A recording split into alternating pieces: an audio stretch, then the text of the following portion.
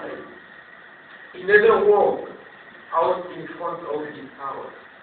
He never opened the windows to see what was happening in the city around him. Indifference is always a terrible scourge that encloses a man in himself. My life, my family, my friends, my happiness, my health, my home, my church, my work, my. It is legitimate, but it is not enough to build our life on the law. When we look at Jesus, Jesus comes as a sower to sow everywhere. Jesus invites those who meet along the road like Zacchaeus. Jesus enters in the house to eat with everyone, the publican, the sinner, his friends. Jesus calls each of his disciples by his name.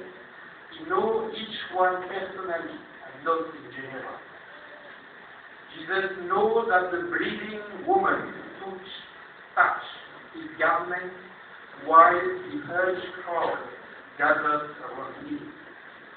Jesus weeps when he contemplates the city of Jerusalem just before dying. Jesus asks his disciples to feed the crowd, listening for hours in the sun. Jesus is not indifferent. Jesus looks, listens. Jesus loves everyone. And it is the first call of Jesus to us today: do not be indifferent. Let us not become accustomed to the misery around us. And here in Cambodia, there is enough for us to open our eyes and see at every moment. Poverty, injustice are the daily reality of so many men and women. The Lazarus are so many here. The second word is richness.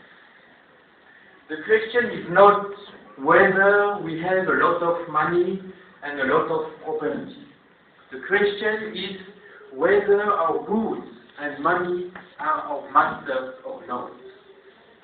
The race for money has always been a scourge that undermines our capitalist society.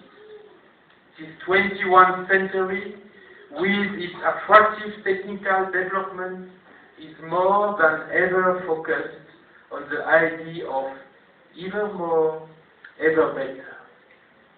And if you listen to the radio or see the internet, a simple example, last week with the new iPhone 5S came out, in 3 days, 9 million were sold.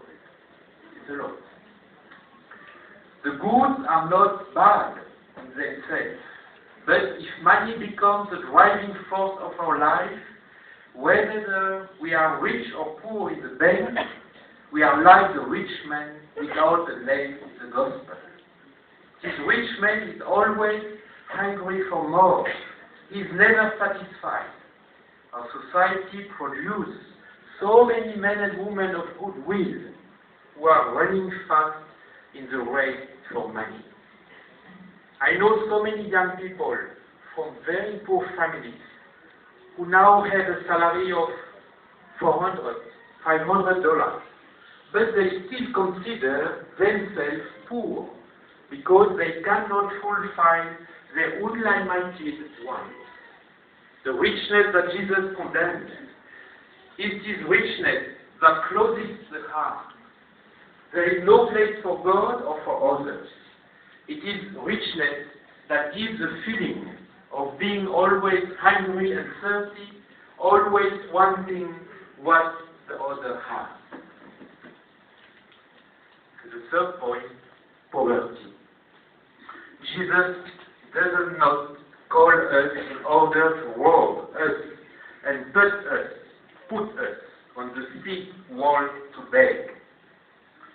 Today, poverty puts so many children on the street, and we see dozens of children begging at traffic lights in Phnom Penh.